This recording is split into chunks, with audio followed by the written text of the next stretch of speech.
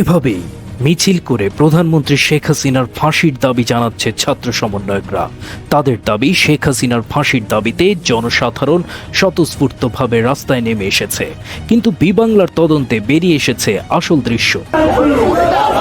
2 ঘন্টায় 100 টাকা দেওয়ার কথা বলে বিভিন্ন বস্তি ও ফুটপাত থেকে লোক ধরে আনা হয় ছাত্র সমন্বয়কদের এসব কর্মসূচিতে। 100 টাকা তো রাস্তা থেকে টোকাই ধরে আই না, ওই যে মিছিলে খাড়া করে 100 টাকা করে নিয়ে আইছে করে দিব, এখন 100 টাকার কথা কই আই না, ওই যে মিছিলে খাড়া করেছে, ওই যে দেখেন শরীরের অবস্থা, পায়ের অবস্থা। আমরা এখানে থাকি।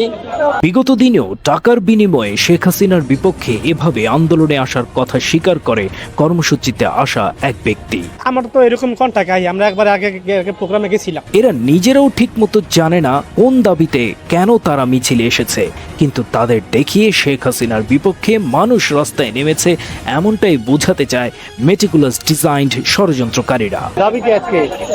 দাবি হয়েছে আবু সাঈদের ফাঁসির দাবি চাই। যদিও বর্তমানে আর এমন ন্যারেটিভ বিশ্বাস করছে না বাংলাদেশের সাধারণ মানুষ। তারা বুঝে গেছে গত বছর শেখ হাসিনার বিপক্ষে তাদেরকে মিথ্যা ও ভুল তথ্য দিয়ে তাদের সাথে ধোঁকাবাজি করা হয়েছিল।